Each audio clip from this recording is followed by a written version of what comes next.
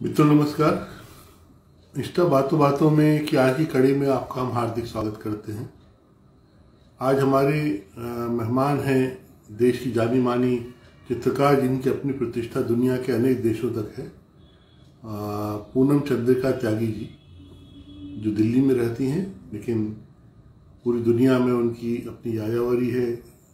वे कलाओं के शिविरों में, कलाओं के कार्यशालाओं में, कलाओं के सारे रचनात्मक अवसरों में उनका आना जाना होता है और उनके चित्रों की एक अपनी खूबसूरती है, एक अपना आकर्षण है, अपने बिंब हैं और वो उनकी अपनी सर्जना से जिस तरह से उनको परिलक्षित करती हैं, मूल रूप से समकालीन समय में स्त्री को लेकर एक चिंता, स्त्री के भविष्य को लेकर एक चिंता, उसके वर्तमान को लेकर, उसके अस्तित्व को लेकर जो कुछ संवेदनशील विचार वो करती हैं, वो अपने आप में बहुत ही मायने रखता है, बहुत ही महत्व रखता है। नमस्ते जी। नमस्कार, कैसे हैं मिश्र जी? मैं अच्छा हूँ, आप भी अच्छी हैं, ये निश्चित रूप से आपको देख के लग रहा है। जी जरूर, मैं बिल्कुल ठीक हूँ। सदैव सदैव से आपकी मुस्कान और एक जो हमेशा एक ऊर्जा, एनर्जी और आशा हमेशा आपके जो व्यक्तित्व की पहचान है, थैंक यू, शुक्रिया। उसके साथ आपसे बात करके अच्छा लग रहा है। आपको बताना चाहेंगे कि ये सिलसिला हमने लगभग लॉकडाउन के समय से शुरू किया, ऐसे वक्त में जब पूरे देश में प्रतिबंध लग गया था कि कोई भी कहीं बाहर नहीं निकले और अपनी अपनी जगहों पर सब मौजूद रहे। तो इसमें नहीं, अब बहुत अच्छा क्रिएटिविटी का क्या, प्रयास है जी। तो ये इस तरह से, और आप 149 मेहमान है हमारी। क्या और बात है। मुझे हमेशा ही लगता रहा कि आपका जब तक इस पे आना ना होगा तब तक इस कार्यक्रम को उतनी सार्थकता नहीं मिलेगी। अरे तो बहुत आपने शुक्रिया। आपने स्वीकार किया, इसके लिए मैं आपका आभारी हूँ। नहीं, थैंक यू वेरी मच, मुझे आपका आभार व्यक्त करना चाहिए। पूनम जी, एक बहुत चूंकि हम लोग जिस तरह से रेल होती है ना, पहले रेल पटरियां बदलती है फिर सही पटरी पे जाती है। जी हम एक बड़ी कैजुअल सी बात से शुरू करते हैं जी कि जरूर। इन 7-8 महीनों में आपकी कैसी जर्नी रही एक वुमेन के रूप में और एक आर्टिस्ट के रूप में, जब मार्च में आपको पता चला कि ये सब बंद हो रहा है सारा। जी जी जी, ये बहुत ही अकस्मात ही बड़ी विचलित कर देने वाली जैसी सिचुएशन थी। आदमी एकदम चारों तरफ से ऐसे बंद फील करता है। और थोड़ा बहुत ये भी हुआ मिश्र जी कि इस समय जो जिम्मेदारियां हम घर में जनरली नहीं देख रहे थे वो हाँ हमने किए काम, क्योंकि बाई चांस बाहर से कोई भी हेल्प उपलब्ध नहीं थी।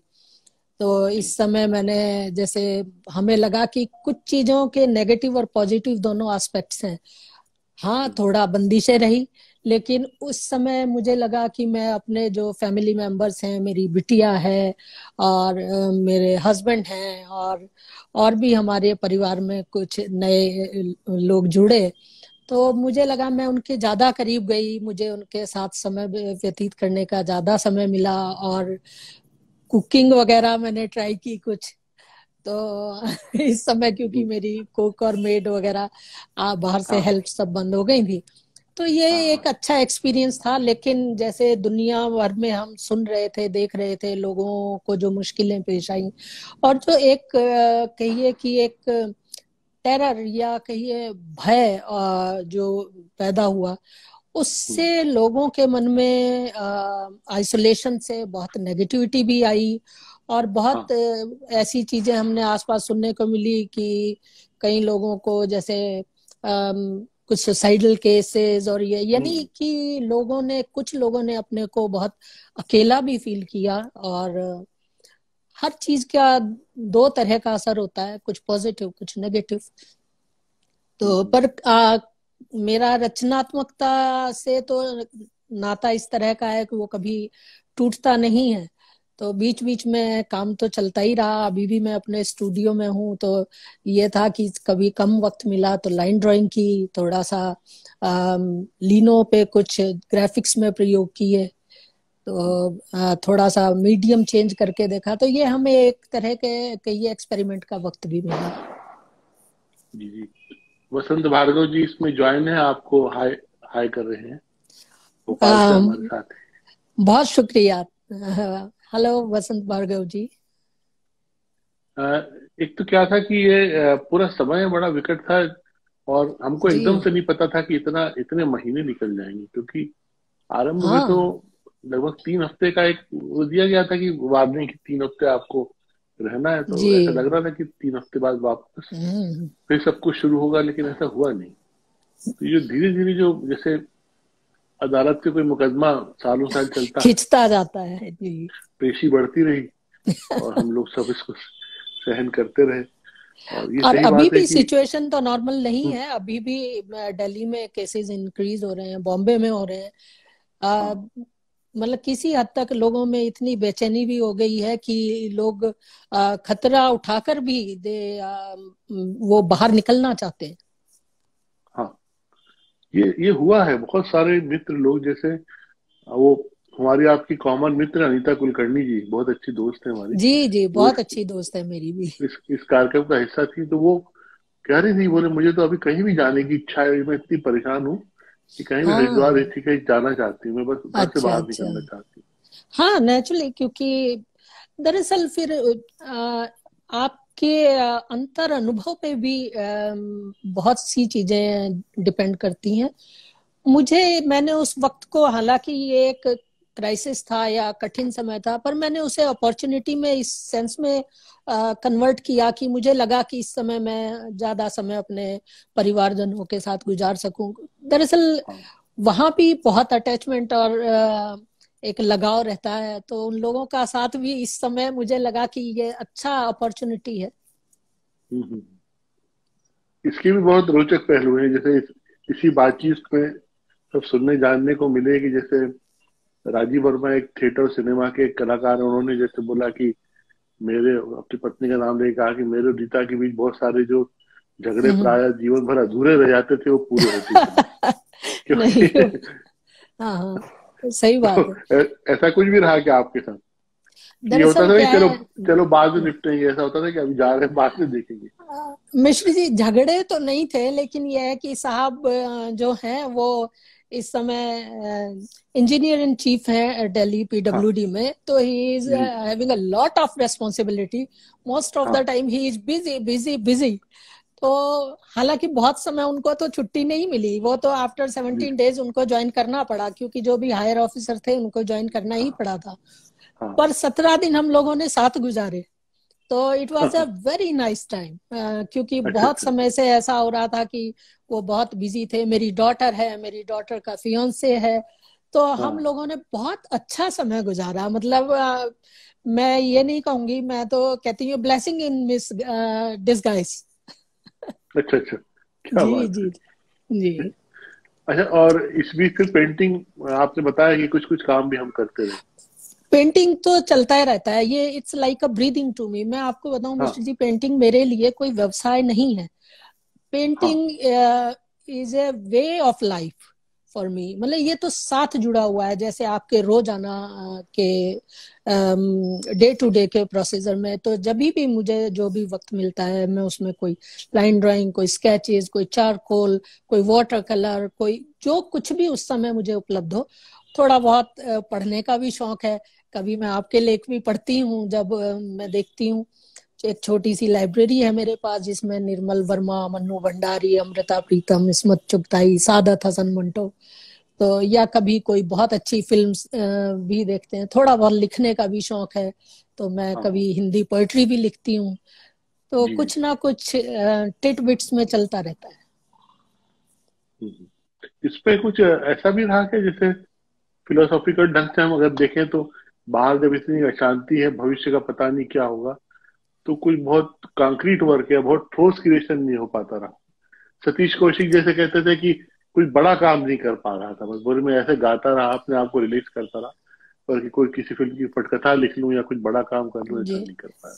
मिश्र जी, बड़ा काम वो है जो आपको संतोष दे, है ना। बड़ा काम जो, जिसे करके आपको सेटिस्फेक्शन मिले, है ना। हम्म, बड़ा काम मेरे हिसाब से वही काम बड़ा है। इस उस समय में जो हमारी मनस्थिति है उसका दस्तावेज हम जो लिखते हैं, जो पढ़ते हैं या जो पेंट करते हैं, यानी उसी सिचुएशन का कहीं ना कहीं रिफ्लेक्शन उसमें आता है, और वो भविष्य में एक हिस्ट्री या एक मूवमेंट ऐसा दर्ज हो जाता है कि हमारी मनस्थिति स्वतः ही उसमें रिफ्लेक्ट होती है। अगर आप देखेंगे एक कंपटीशन टाइप था, या एक उसमें एक ये यहाँ पर जयपुर से कंडक्ट किया था उन लोगों ने, उसमें उन्होंने एक बैग के ऊपर पेंट करने को, तो उसमें स्वतः ही मैं अननोइंगली, क्योंकि मैं जब भी पेंट करती हूँ मैं कुछ प्लान नहीं करती हूँ, I keep canvas in front of me, और इंट्यूटिवली जो कुछ भी आता है मैं वो उसमें बनाती हूँ। तो उसमें एक मास्क पहने हुए लेडी है, यानी ये किस चीज का असर है, ये इसी लॉकडाउन का असर है, उस सिचुएशन का असर है। यानी कहीं ना कहीं हम सब कॉन्शियस में या उससे इफेक्ट हुए हैं। मनोज्ञान तो रहता है, जैसे कई बार गहरी नींद में भी लगता है कि हम बैठे हुए हैं, कुछ चेहरे में है। जी जी जी जी। इतना बड़ा तो गहरा असर उसका। बहुत बहुत मैंने आपको बताया ना, कुछ लोग तो जो हैंडल नहीं कर पाए तो वो बहुत डिप्रेशन में भी गए, बिकॉज हाँ। ये बहुत लंबा समय था, और बहुत सारे लोग जिनकी जीविका रोजाना पर ही निर्भर करती थी, बहुत हम्म, तरीकों से लोगों ने सफर किया है, और अभी भी दुनिया भर में ये ऐसा नहीं है कि खत्म हो गया है, हम्म, अभी तो चल ही रहा है। ईश्वर करे इसका कोई अच्छा सॉल्यूशन, कोई ऐसा आउटकम, कोई वैक्सीन ऐसी आए ताकि लोग स्वच्छंद रूप से फिर, दरअसल प्रकृति के निकट जाना अपने आप में एक बहुत बड़ी हीलिंग है, लेकिन इस समय तो आप हाँ, निकल ही नहीं पा रहे हैं। हाँ। ये बहुत वास्तव में एक चुनौती भरा समय है। और जी इसमें सब कुछ, खास तौर से जो जो हम लोग कुछ जिन संबंधों के सरोकार हमको एक दूसरे से जोड़ते थे, पूरी दुनिया से, देश से, जी आपस में, जी। ये सब पे एक तरह से एक बाध्यता और एक बंदिश सी लग गई। बिल्कुल बिल्कुल। अच्छा, मुझे ऐसा लगता है कि क्योंकि मैंने आपके लगातार आपके आपके पेंटिंग, आपकी छवियां और आपकी यात्राओं को मैं खूब देखता रहा हूँ। जी तो मुझे लगता है कि आपकी कुछ प्लानिंग भी हो चली होगी अप्रैल मई जून में, आपको अंदाज जब जी, ना होगा। मुझे साइप्रस जाना था सर, और वो उन लोगों ने पूरी इवेंट थी, उन्होंने टिकट्स वगैरह सब करा दिए थे, जो ऑर्गेनाइजर्स थे, सब कुछ था, और तब उस तरफ उतना असर नहीं था।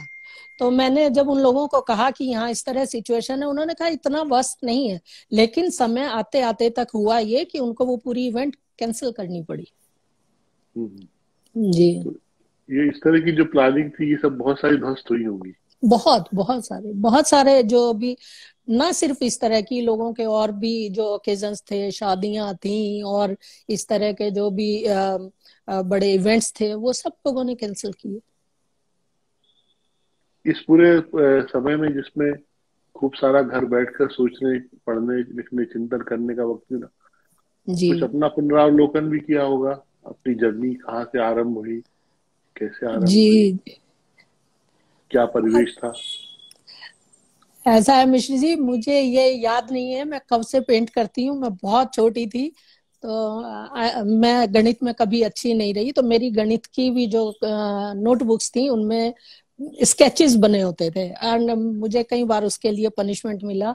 तो बहुत शुरू से, बचपन से ही, मेरे फादर हालांकि इंजीनियर थे, बट बाय हार्ट ही जी। Was a artist. जी। हाँ। और उन्होंने अपना एक स्टूडियो बनाया हुआ था, वो ड्रिफ्ट वुड और अलग अलग तरह की चीजों से बहुत अच्छा क्रिएशंस करते थे। तो कहीं ना कहीं मुझ में वही वहीं से एक अंतः प्रेरणा शायद रही होगी, और कला के प्रति झुकाव मुझे याद नहीं कब से, तो बहुत शुरू से ही था। तो मैंने फिर मेरे मास्टर्स भी मैंने अपना पेंटिंग में ही किया, और हम्म, बस अनायासी मेरे काम अधिकतर इंट्यूटिव हैं, स्वतः हम्म, स्फूर्त हैं। तो वही हाँ। आप लोगों के सामने जो भी है मेरा आता रहता है, रचनात्मक सृजनता जो भी है। शहर कौन सा था आपका? मैंने मेरठ से मास्टर्स किया जी। बचपन भी वही था? हाँ जी, मैंने फोर्थ क्लास से और एमए तक वहीं पढ़ाई की। अच्छा, उस शहर की अपनी क्या संस्कृति रही जो आपको प्रभावित कर दी, जिसका उल्लेख करना चाहेंगी? देखिए, मेरठ ऐसा शहर है साहब जहाँ से भारत की कहते हैं स्वतंत्रता संग्राम शुरू हुआ था, अगर आपने सुना होगा। तो ये बड़ा गंगा जमुनी से तहजीब वाला शहर है। यहाँ पर हमें जो कल्चर्स का इमल्गेमेशन बहुत बढ़िया देखने को मिलता है। हालांकि ये है कि जहाँ हमने जिस समय पढ़ाई की तो उस समय पेंटिंग का ऐसा हमारे शहर में उतना असर इस तरह नहीं था कि कोई आर्ट गैलरी नहीं थी, बहुत बड़े आर्टिस्ट नहीं थे, लेकिन एक जज्बा था मन में, एक जैसे शुरू से ही था। तो हम यहाँ ललित कला देखने आया करते थे, आर्ट गैलरीज। तो मन में शुरू से धारणा थी कि इसी फील्ड को अडॉप्ट करना है, इसी में कुछ करना है। तो वही वही चीजें प्रेरणा देती रही और आगे बढ़ते रहे। कोई कंपटीशन भी था वहाँ क्रिएटिवली? ऐसा कंपटीशन वहां नहीं था, क्योंकि शहर में मुझे नहीं लगता कि कोई ऐसा बहुत एस्टेब्लिश आर्टिस्ट था उस समय में खासकर। लेकिन हमने वहां से कंपैरिजन कभी सोचा ही नहीं। मेरी नजर हमेशा रही कि जो बहुत आपके हमारे गुणीजन है, जो आर्टिस्ट हैं, मैं उनका काम देखा करती थी।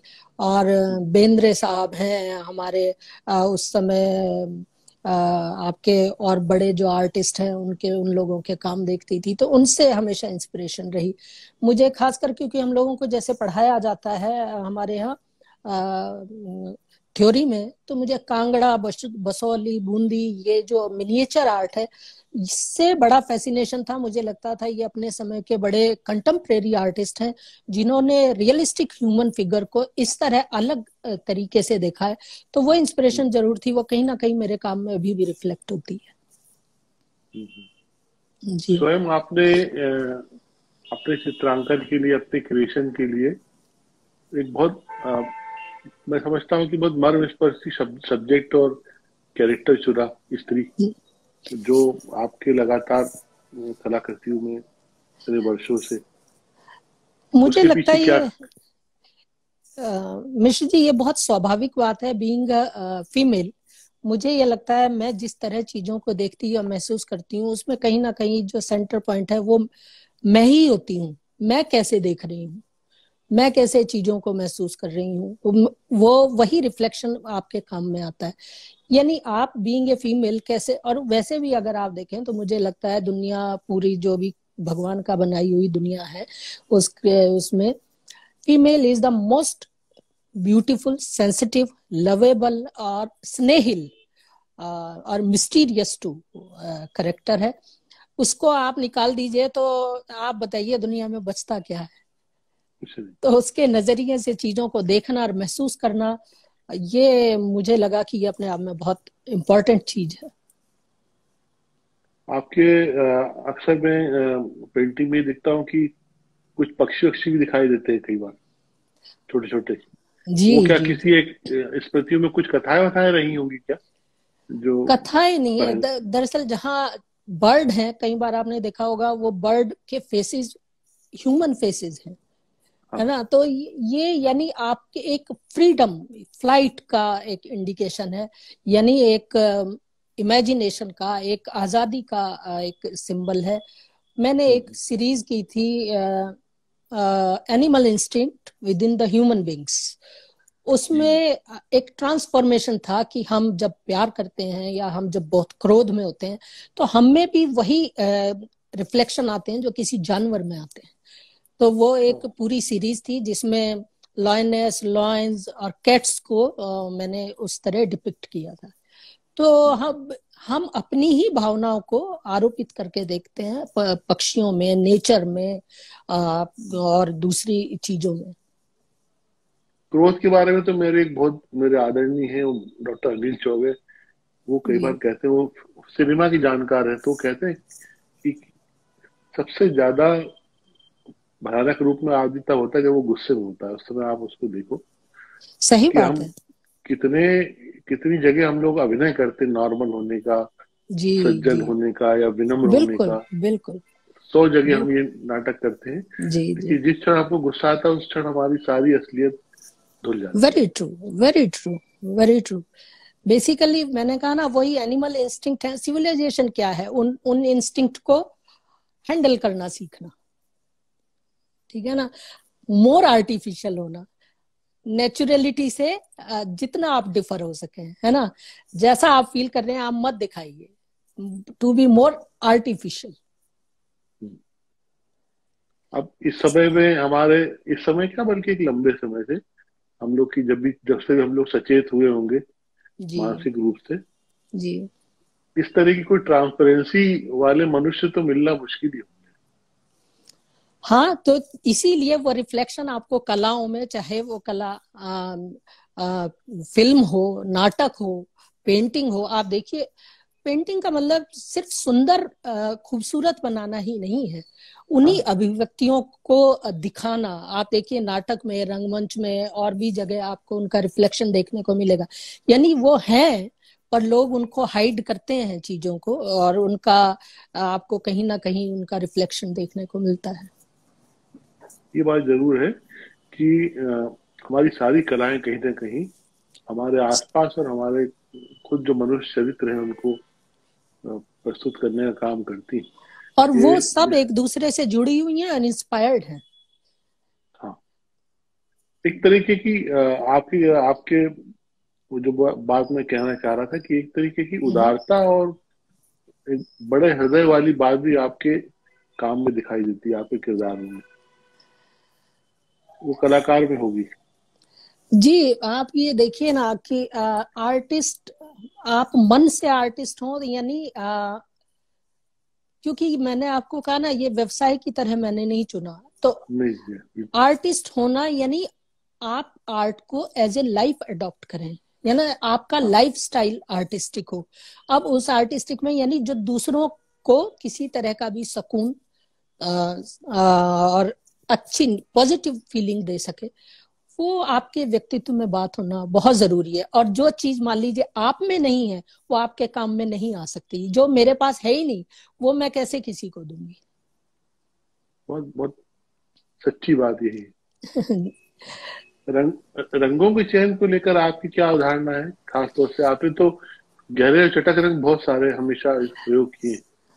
जी हाँ, मैंने जैसे बताया आपको कि मैंने जब एक फीमेल को चुना सेंटर पॉइंट, तो मुझे लगा कि she is the creation of God, जो बहुत कुछ आपकी लाइफ में अच्छा लाती है। यानी आप देखिए तो वो लव, अफेक्शन, यानी जीवन का जो मेन सूत्र है वो उसी से जुड़ते हैं सभी। तो मेरी जो महिलाएं हैं वो बहुत कहिए कि लाइफफुल है, इंस्पायरिंग है, रंगों से भरी हुई है। वो आपके जीवन में बहुत सारी रचनात्मकता, पॉजिटिविटी और हैप्पीनेस लाती है। तो ये एक क्योंकि रंग तो अपने आप में एक उल्लास का विषय है, तो अच्छे रंगों का प्रयोग, यानी रंग तो अपने आप में थेरेपी है जो आपके मूड तक को चेंज कर देता है। तो ऐसे रंग, ऐसा एटमॉस्फेयर जो आपके जीवन को बेहतर बना सके, जो पॉजिटिविटी ला सके, उल्लास पूर्णता ला सके, तो वो बहुत जरूरी है। आपने दुनिया के तमाम देशों की यात्राएं की, कला कला से जुड़ी हुई, लगभग आधी दुनिया। है ना? हाँ और जी। सब देशों के कलाकारों से आप मिली हैं, जुड़ी हैं। जी जी। तो आपके क्या अनुभव रहे हैं? मतलब हमने एक दो चीजें पूछूं, इससे अच्छा ये है कि मैं एक पूरे लोकतांत्रिक रूप से पूछ लेता हूँ कि समग्रता में आपने क्या क्या देखा, क्योंकि सैकड़ों कलाकारों से मिली, जी कई जी अनेक देशों में भी। जी। देखिए मिश्र जी, मैं जो पेंटिंग है या आर्ट है, इट्स अ विजुअल लैंग्वेज। यानी मोस्टली कंट्रीज में जहां हम गए हैं वहां हमको उनकी भाषा नहीं आती थी। जैसे इजिप्ट में अरेबिक इस समय लोग बोलते हैं, या टर्की बोलते हैं, या हंगेरियन बोलते हैं, या डिफरेंट डिफरेंट लैंग्वेज। लेकिन ये एक ऐसी लैंग्वेज है जो दिल से निकलती है और दिल तक पहुंचती है।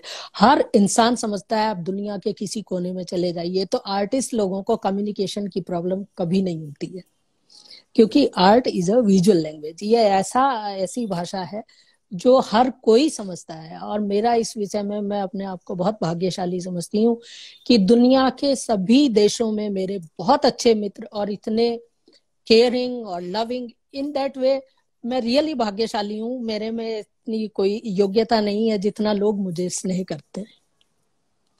तो वास्तव में ये अपने आप में एक बहुत बड़ी उपलब्धि है कि मैंने बहुत तरह के कलाएं देखी। और मुझे इस विषय में लगता है कि जैसे भारत भारत में है, ये भी बहुत एंशियंट कल्चर है, बहुत पुरानी सभ्यता है। यहाँ तो इंस्पिरेशन के लिए मुझे लगता है और भी दुनिया से आर्टिस्ट लोगों को आना चाहिए यहाँ देखने के लिए। बहुत कुछ है आर्ट इंस्पिरेशन के लिए। इसी तरह मुझे लगता है, हालांकि और कंट्रीज में भी, यूरोपियन कंट्रीज में भी बहुत अच्छा काम होता है, वो ठीक है, लेकिन एक आर्टिस्ट की इंस्पिरेशन के लिए मुझे भारत से बढ़िया जगह दुनिया में कोई नहीं लगती है। मैंने पूरी दुनिया देखी है, लेकिन आई लव माई कंट्री, और मुझे अपने देश से सुंदर जगह नहीं लगती कोई भी। लेकिन इधर जो हमारे पिछले एक दशक में कलाओं का जो सीन है, परिदृश्य है, उसमें बहुत सारा बदलाव आया जी। खासतौर से ये अमूर्त की दुनिया में और भी जी ज्यादा। जी और बहुत सारी चीजें पारिभाषिक नहीं भी रह गई, जी जटिल जी हो गई जी। या समझ से परे हो गई। जी फिर तमाम जो अलग अलग जो बन जाते हैं टापू, जी जी तो जी इन सबको भी आपने महसूस किया? जी हाँ, बिल्कुल। आप जब इस फील्ड में आप सब कुछ देखते हैं, सब कुछ महसूस करते हैं, लेकिन मैंने अपना मन बनाया कि मुझे किसी एक चीज से बंधना नहीं है। मैंने जैसे कि बताया, मैंने इसे व्यवसाय की तरह नहीं देखा, तो मैं अपनी हम्म। फुल फ्रीडम के साथ काम करती हूँ। मैं बिल्कुल किसी चीज से बंदिश, कोई किसी तरह के स्कूल्स और इन सब से बंधा हुआ नहीं पाती हूँ। मैं वो पेंट करती हूँ जो मैं करना चाहती हूँ। मैं आई डोंट मेक कॉम्प्रोमाइजेस। और जो काम मैं करती हूँ उस, और अमूर्त कला भी अपने आप में, एब्स्ट्रैक्ट आर्ट भी इसी आर्ट का एक और सोपान है, जिसको आप ये कह सकते हैं। उसमें आप अलग तरह की फ्रीडम यूज करते हैं, हालांकि एलिमेंट्स वही होते हैं उसमें भी, आप जो किसी दूसरी कला में होते हैं। लेकिन ये है कि, और उसको एक्सरसाइज करना कोई बहुत अच्छी बात है। मतलब मैं खुद भी कभी कभी एब्स्ट्रैक्ट में भी हाथ आजमाती हूँ। प्रिया पाटिल जी हैं बम्बई से, वो भी जी पेंटर हैं, वो ज्वाइन हुई हैं। जी। हेलो आपको प्रिया जी। वेलकम। ये हम अब ये आई है और आपसे मैं बात कर रहा हूँ एक, और इस बीच मेरी और भी जो आर्टिस्ट से बात हुई है, तो जी अनेक महिला चित्रकार रही। एक जी। हमारे देश में पूरा सिनेरियो कैसा है, आपको क्या लगता है? किस तरह की आशा या क्या लगता है महिलाओं को लगातार काम करते देखकर? देखिए, मुझे ऐसा लगता है कि आप अपने दमखम पर चलिए। आप ये मत सोचिए हम महिलाएं हैं, हमें कोई स्पेशल अपॉर्चुनिटी देगा या स्पेशल स्टेटस देगा। आप ये सोचिए एज ए ह्यूमन आप क्या कर सकते हैं। आप अगर आप आर्टिस्ट हैं तो उसमें महिला और पुरुष का मेरे ख्याल कोई भेद मैं नहीं समझती हूँ। इसीलिए मैं किसी से बहुत ज्यादा कोई एक्सपेक्टेशंस नहीं रखती हूँ। मैं पेंट करती हूँ क्योंकि मुझे करना अच्छा लगता है। बाकी लोगों को या बाकी लोगों से मेरी आशाएं अपेक्षाएं बहुत ना के बराबर है। मेन तो क्या है, जैसे अभी आपने अपने नेचर की बात की, अपनी क्रिएटिविटी की, तो उसमें आपने एक बात जो कही है वो यही है कि एक तरह की नम्रता आप लेके चलती जी जरूर, बहुत जरूरी है। है ना? विनम्रता सिर्फ एक आप, जी। और जो कि इस पूरे संसार में कई बार बहुत रेयर हो जाता है, क्योंकि हर एक आदमी कलश चढ़ा हुआ है। ऐसा होना नहीं चाहिए मिश्र जी। दरअसल आपको अच्छा इंसान होना किसी भी फील्ड के लिए मुझे लगता है कि बहुत जरूरी है। जेन्युइनिटी, कृत्रिमता आपको वैसे ही हल्का कर देती है ना। वो आपके काम में भी असर डालती है और चीजों में भी। Be humble, B original. आप जो हैं, जैसे हैं, आपकी वो इंडिविजुअलिटी ही तो आपकी पिक्यूलियरिटी है। हम्म। तो हम और कोई क्यों हो जाए, है ना। हमें उसको बचा के रखना चाहिए। अरे पेंटिंग में ही जो जी लोक और जनजाति कलाएं हैं, चित्रकार हैं, जो काम हो जी रहा है, जी। उस काम को लेकर आपका अपना क्या दृष्टिकोण है, क्या आपके अवधारणा है? मैं आपको बताऊं, जो उसमें एक खास तरह का पैटर्न या इनोसेंसी होती है, वो कहीं ना कहीं हम जैसे देखते हैं वो हमारे काम में भी असर डालती जरूर है। आप देखिए मधुबनी देखिए, और भी आर्ट्स हैं, गोंड आर्ट्स देखिए, आपका वर्ली है बॉम्बे का, उसमें लोगों ने मैं आपको यही तो कह रही थी, उस मतलब आर्टिस्ट वो ये सोच के आर्टिस्ट नहीं हुए थे कि हमें आर्टिस्ट होना है, वो स्वस्फूर्त कला थी। यानी लोग अपने घरों को सजाते थे, अपने आप को सजाते थे। यानी आर्ट ह्यूमन बींग्स का एक अभिन्न अंग रहा है, सुरुचिपूर्ण तरीके से अपनी अभिव्यक्ति या अपने जीवन को चलाना। कैसे आप उसे ज्यादा बेहतर तरीके से, सुरुचिपूर्ण तरीके से कर सकते हैं। उस समय कोई आर्ट कंपटीशन नहीं थे, अगर वो चाहते तो ये सब ना भी करते। तो इसीलिए मैंने आपसे कहा कि ये हमारी जैसे बेसिक नीड्स हैं, उसी में कहीं एक प्रवृत्ति है। तो नेचुरली जो हमारी फोक आर्ट्स हैं उनको और ज्यादा प्रोत्साहन देने की जरूरत है। उसका खास कारण यह है क्योंकि उन लोगों की रोजी रोटी उन्हीं चीजों से जुड़ी हुई है। और वो फोक आर्ट सिर्फ यही नहीं कि जहां वो पेंट ही करते हैं, वो फोक आर्ट आपके वस्त्रों में है, बुनकर जो है वो वही पैटर्न्स अभी भी साड़ियों में, कपड़ों में वीव करते हैं, जो कहीं हमारे टेम्पल्स में या उस समय बनाए गए थे। यानी वो एक हिस्ट्री को भी साथ लेकर चलते हैं, उन पैटर्न्स को। यानी सभी कलाओं को संरक्षण की बहुत आवश्यकता है, और वो इस तरह से हम अपनी हिस्ट्री और कल्चर को भी एक आश्रय देते हैं, तो वो बहुत जरूरी है। मैं तो खुद मुझे बहुत अच्छा लगता है कि आपके जो पारंपरिक तरीके की ड्रेसेस हैं या कपड़े हैं, वीविंग है, पेंट है, तो उसका नेचुरली इस समय हम लोगों को ज्यादा से ज्यादा बाय करना चाहिए और उसी को प्रयोग में लाना चाहिए। अपर्णा अनिल है, भोपाल से पेंटर है, वो भी आपकी दोस्त निश्चित रूप से होंगी। जी हाँ, जी हाँ, अपर्णा को मैं जानती हूँ। वो भी ज्वाइन हुई, आपको उन्होंने भेज दिया। जी, hello Aparna, nice to see you. Madhya Pradesh में जैसे जनजाति चित्रकार हैं, लोक चित्रकार हैं जी, गोंड पेंटिंग है, जी जी जी भीली पेंटिंग है, जी, तो यहाँ मैं देखता हूँ कि वो कलाकार हाय किया आपको। जी, मैंने जवाब दिया इसका।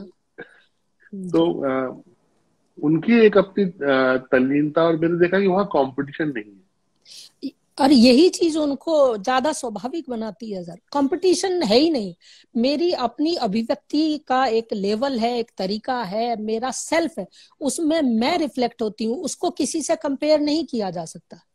हाँ, और वो हमारी सोसाइटी में बड़ा सहज स्वीकार है। जी, एक पूरा जी, जो प्रेक्षक समाज है वो उससे इन्वॉल्व होता है। जी, जी, और यहाँ आधुनिक चित्रों में थोड़ा सा कुछ कुछ विभाजन है और कुछ कुछ समस्याएं छोटी मोटी हैं। जी हाँ, लेकिन जी हाँ, अंत में आपने जो कहा कि हमारा व्यक्तित्व जो क्रिएटिविटी जी, को सही मायने में अभिव्यक्त करता है, जैसे हम होंगे जी, वैसे हमारा सृजन होगा, वो बिल्कुल कहीं ना सर, कहीं एक जी, सिग्नेचर बल्कि कहना चाहिए, हमारा अपना हस्ताक्षर। बिल्कुल बिल्कुल बिल्कुल, एक अच्छी कला, एक अच्छी पेंटिंग किसी कलाकार का एक अच्छा और बहुत सच्चा हस्ताक्षर हुआ करती है। बिल्कुल सही बात कही आप। देश में आपकी कहाँ कहाँ एग्जीबिशन हुई है और विदेश में कहाँ कहाँ हुई है? यहाँ भी मेरे ललित कला में, हैबिटेट सेंटर में, और भी जगह मेरा काम नेशनल में भी सेलेक्ट हुआ है ललित कला में। और दुनिया में तो जहां भी मैं जाती हूँ तो वहाँ सब जगह एग्जीबिशंस हुई हैं। और आपके रशिया में भी, उनके म्यूजियम में भी, संग्रहालय में मेरे वर्क्स हैं। दरअसल मैंने आपको बताया ना, मैंने इतनी फ्रीडम से काम किया है, मैंने ये सोचा ही नहीं कभी कि यहाँ आसपास, जैसे आप कह रहे हैं कि बहुत तरह के लोगों ने चीजें, आप उन सब चीजों को अगर उनसे कंसर्न रखेंगे तो आप एक निर्मल या स्थिर मन से आप काम नहीं कर पाएंगे। तो आपको उन चीजों से तो ऊपर उठना पड़ेगा, ताकि आप वो करें जो आप करना चाहते हैं। कोई एक दुनिया अलग ही हो जाती है जो ये सब सारे बिल्कुल, बचड़ों से अलग होकर जी हाँ। एक तो मैं उदास तो कहती वही। हूँ आपको, मेरी पेंटिंग्स, मेरी रंगों और लाइनों में कविताएं हैं, ये मेरा वर्ल्ड है। जब आप मेरा काम देखते हैं, यानी आप मेरे अवचेतन मन में प्रवेश करते हैं। आप मुझे जानने की कोशिश करते हैं। तो इस पे बहुत ज्यादा अगर आप इधर उधर से असर लेंगे तो उसमें उतना ही आपका सेल्फ कम हो जाएगा, और जब आपका सेल्फ कम होगा तो मुझे लगता है काम में सोल नहीं बचेगी, आत्मा तो नहीं रहेगी। कुछ विशेष किस्म की सीरीज करने का भी प्लान है आपका आगे? जी बिल्कुल, मैं तो कई बार मीडियम्स में चेंज करने की भी मुझे उत्सुकता रहती है, कि जैसे मैं मान लीजिए वाटर कलर में भी, या कई बार मैंने ग्राफिक्स भी किया है, लिथो किया है, लिनो किया है, वुड कट किया है, और फ्यूचर में भी एब्स्ट्रक्शन में भी काम किया है। तो ये तो एक जर्नी है, इट्स लाइक अ ओशन, ये एक्सपेरिमेंटल है, कभी खत्म नहीं होगा। जब तक सांस है तब तक आप कुछ ना कुछ उसमें और कुछ जोड़ने की कोशिश करते रहेंगे। आपके नेचर में शामिल है जी कंटिन्यू काम करना। जी। और मैं आप उस पर एकदम से गुस्सा मत हो जाना। और मुझे नहीं लगता है कि सर। आपका आपका बैग वैग भी तैयार रहता है कहीं ना कहीं जाने के लिए। जी हाँ, जी हाँ। तो ये ट्रैवलिंग सब। आपको बहुत सिखाती है और आपके एक्सपीरियंस को एनरिच करती है। बल्कि मैं आपको बताऊं मिश्र जी, पेंटिंग का मैं सबका नहीं कहती, लेकिन मुझे ये लगता है कि आर्टिस्ट का मतलब सिर्फ पेंटर होना नहीं है। आप हाँ हाँ। अच्छा पढ़िए, आप अच्छा देखिए, चाहे वो कविता हो, पोएट्री हो, आपका नाटक हो, फिल्में हो, ये सब एक दूसरे के पूरक हैं और एनरिच करते हैं, पूरा। आपके एक्सपीरियंस को बढ़ाते हैं। तो इसलिए बिल्कुल। एक आर्टिस्ट का अच्छा ऑब्जर्वर होना बहुत जरूरी है। और मैं तो कहती हूँ पेंटिंग का एक्सप्रेशन है, observe, absorb, mix with yourself inside, then express. तो उसमें आपका सेल्फ जब ऐड हो जाता है तब वो आपका काम बनता है। और इधर इस पूरे अपने समकालीन चित्रकारों में किनका काम आपको प्रभावित करता है? बहुत सारे लोग बहुत अच्छा काम कर रहे हैं। मुझे बहुत सारे आर्टिस्ट हैं, अब किसी एक का नाम लेने से मेरे तो हाँ। मित्र लोग इतने सारे हैं जो सभी झगड़ा बहुत अच्छा काम कर रहे हैं। मुझे दरअसल हर काम की अपनी एक इंडिविजुअलिटी है, वो आप उस एसेंस को फील कीजिए। हर आर्टिस्ट का काम उसका एक उसकी सोल का या उसका एसेंस है उसमें। तो हर दोस्त की, हर चित्रकार की एक पिक्यूलियरिटी है, किसी की कोई बात और किसी की कोई बात, सभी लोगों में एक कोई ना कोई विशेषता है।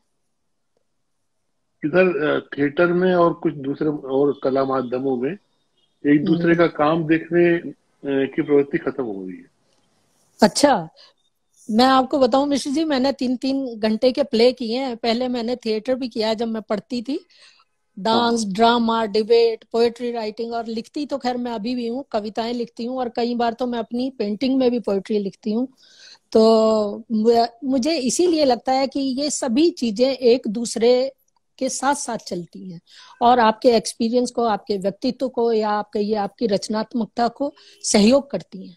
तो ये सभी विधाओं का, बल्कि मुझे लगता है कि सारे जो भी अलग अलग एस्पेक्ट या फील्ड में काम कर रहे हैं लोग हैं, उनका आपस में मिलना जुलना, बातचीत करना, ये बहुत जरूरी है। बल्कि आपको टेक्नोलॉजी को आई मस्ट से थैंक्स कि कम से कम आप घर से ना भी निकल पाए तो जैसे मैं और आप बात कर रहे हैं, इस तरह से हम बहुत सारे मित्र लोग अलग अलग ग्रुप्स बना के, जिसमें सभी फील्ड के आर्टिस्ट हों, चाहे वो थिएटर से हों, चाहे फिल्मों से हों, चाहे म्यूजिक से हों, सिंगिंग से हों।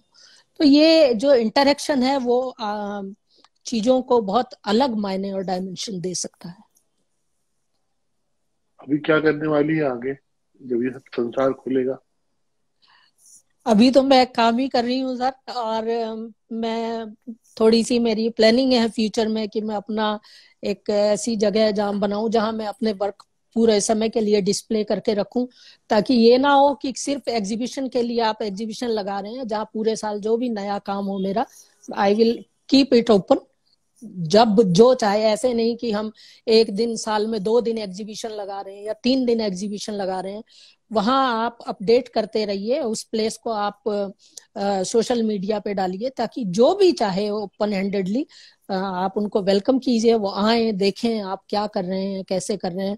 तो मैं उस जगह को बनाने की तैयारी कर रही अच्छा, खुद आपको क्या लगता है कि ये जो कोरोना जैसी एक जो ये तमाशा हो गया, हूँ। जी ये जी। आने वाले समय में कलाकारों कलाओं हमारी कलाओं पर क्या प्रभाव डालेगा? देखिए, कलाओं पे इस तरह प्रभाव डालेगा सर, अगर मान लीजिए, जो अगर मैं कहूँ कि मानसिक रूप से तो जो निराशावादिता आई होगी वो तो रिफ्लेक्ट होती ही है। उसके अलावा इकोनॉमी जो डाउन होगी उससे जी। कलाकारों को जो फर्क पड़ेगा वो जरूर असरकार होगा। जैसे जो लोग बिल्कुल मार्केट पे निर्भर हैं, कुछ आर्टिस्ट लोग हैं जिनको कहिए कि परिवार सारा उसी से चलता है, उन लोगों के लिए वाकई में बहुत मुश्किल स्थिति है। और उसके लिए कुछ ना कुछ कोई उपाय सोचना चाहिए, चाहे आर्टिस्ट लोगों को ही मिलकर सोचना चाहिए या जैसे भी। और सभी फील्ड में मैं देखती हूँ कोई ना कोई यूनियन है, चाहे वो मजदूर हो या कोई भी हो या ऑफिसर्स हो। बट ये एक ऐसा फील्ड है जहाँ कोई इस तरह की कोई संस्था, कोई जगह ऐसी है नहीं जहाँ किसी तकलीफ में किसी आर्टिस्ट का कोई हाथ पकड़े। तो ये बड़ी इनसिक्योरिटी है आर्ट फील्ड में। वहाँ ये एक है समस्या कि जब साथ होना ही बड़ा मुश्किल है जी तो जी सहकार जी, कैसे होगा। बिल्कुल वही लेकिन वही मैंने आपसे कहा। लेकिन एक ये भी कई बार होता है कि कई बार ऐसी जो हमारी प्राकृतिक या किसी भी तरह की आपदाएं जो लगभग 100-200 साल में एक बार आई ही, चाहे वो परमाणु जी युद्ध हो या जी। हिटलर का नरसंहार हो, या जैसे इवन हम्म। पिछली पिछली शताब्दी में हमारे भोपाल में गैस ट्रेजेडी हुई थी। हाँ जी हाँ जी, मुझे तो याद है। मैं उस समय बहुत कम उम्र का था और मुझे याद है कि अच्छा। वो एक शहर की ट्रेजेडी थी। जी लेकिन जी एक जी सन्नाटा जो पसरा हुआ था, जिस तरह से जो जी जी हाल था, जी तो लग जी, नहीं पा रहा था कि कैसे सरवाइव कर पाएंगे। लेकिन बिल्कुल। फिर धीरे और से उसी ने दोबारा एक चैलेंज दिया। जी कई बार ये होता है कि परिस्थितियां हमको दोबारा चुनौती देती हैं और एक नई तैयारी के साथ खड़े होने का हौसला जज्बा भी देती है। आप सही कहते हैं, लेकिन जब बहुत लंबा ड्यूरेशन हो जाता है ना सर, तब बहुत सारी चीजें रिवाइव होने लायक बचती नहीं है। जब बहुत लंबा समय हो जाता है तो वो थकन, वो निराशावादिता लोगों को एक डिप्रेशन में ले जाती है। और इसीलिए मुझे लगता है कि इससे पहले कि बहुत देर हो जाए, कोई सोल्यूशन, कोई वैक्सीन, कोई चीज ऐसी आनी चाहिए जो शॉर्ट टर्म की प्रॉब्लम है, चाहे वो कितनी भी गहरी प्रॉब्लम हो, उससे ओवरकम कर जाता है इंसान। इसमें आपको ये नहीं पता है आप कहाँ जाएं, क्योंकि पूरी दुनिया में कोई जगह नहीं है और समय भी बहुत लंबा हो गया है। हाँ, यहाँ ये ये हुआ है जैसे गैस ट्रेजेडी के टाइम मुझको भी हमेशा लगता था कि कभी भी यूनियन कार्बाइड से गैस निकल जाएगी और हम लोग सोते रह राइट। जाएंगे। लेकिन हमें आप भरोसा नहीं था। उसके पास ये ऑप्शन था कि आप वो जगह छोड़ के कहीं और चले जाइए, मतलब एक कम से कम। पर इसमें तो आपके पास कोई ऑप्शन नहीं है। अर्थ पे आप कहाँ जाएंगे, और कोई जगह नहीं है। हाँ। ऑलमोस्ट या, एवरीवेयर ये एपिडेमिक है। लेकिन दोबारा से मैं देखता हूँ कि थिएटर में या सीरियलों की शूटिंग दोबारा शुरू हुई है। जी। कलाकार फिर से स्टेज पर आना शुरू हुए हैं, साथ बैठ रहे हैं, काम कर रहे हैं। उसका कारण और इकोनॉमी है सर, क्योंकि हाँ, प्रॉब्लम तो खत्म नहीं हुई है, लेकिन इकोनॉमिकली सरवाइव करना भी जरूरी है। तो लोग एक तरह से कहिए तो जान हथेली पे रख के निकले हुए हैं। मतलब निकलना पड़ेगा। मैं, ऐसा तो नहीं है कि परिस्थितियां ठीक हो गई हैं, है ना। आपको वो खतरा उठाते हुए ही आपको चलना है। ऐसी सिचुएशन है। तो ये अभी भी कहिए कि जो एक टेंशन है या स्ट्रेस तो खत्म नहीं हुआ है।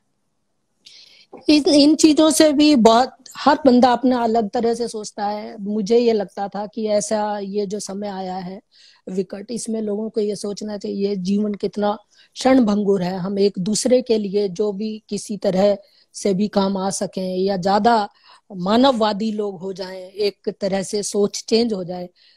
आई होप कि ऐसा हुआ हो, लोगों को जीवन की इम्पोर्टेंस पता लगे, एक दूसरे के होने की इम्पोर्टेंस पता लगे। जब हम एक दूसरे से नहीं मिल पा रहे हैं तो हम किन मुश्किलों को, यानी वैल्यू ऑफ ह्यूमन लाइफ, लोगों को एक दोबारा रिवाइव होनी चाहिए। एक दूसरे को वैल्यू करना, रिलेशंस को बेहतर बनाना, ये एक अपॉर्चुनिटी है। हर डार्क चीज में से हमें रोशनी की कोई उम्मीद की कोई किरण ढूंढनी चाहिए। ये बहुत हिम्मत देने और लेने का भी समय है एक दूसरे को आपस में। बिल्कुल बिल्कुल बिल्कुल। और कहीं ना कहीं इसकी शुरुआत होनी चाहिए, अच्छी बात है।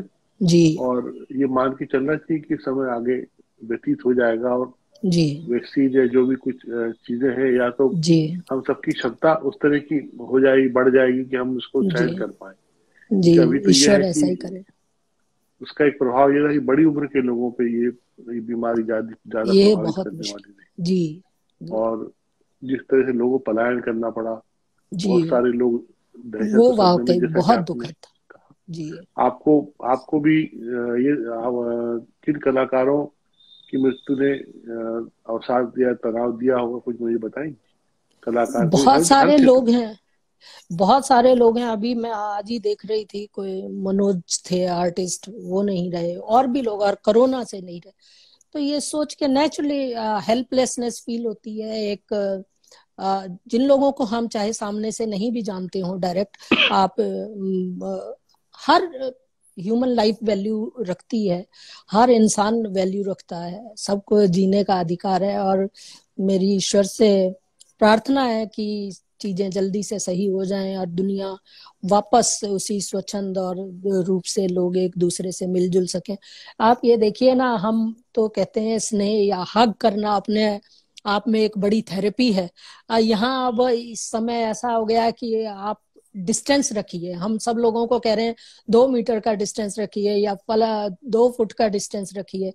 तो ये हमारे लिए बड़ी अनवांटेड और विचित्र स्थिति है। मैं तो अपने दोस्तों को मिलती हूँ तो बड़ी गर्मजोशी से मिलती हूँ, हक करती हूँ। तो मुझे तो अपने को याद दिलाना पड़ता है, रोकना पड़ता है।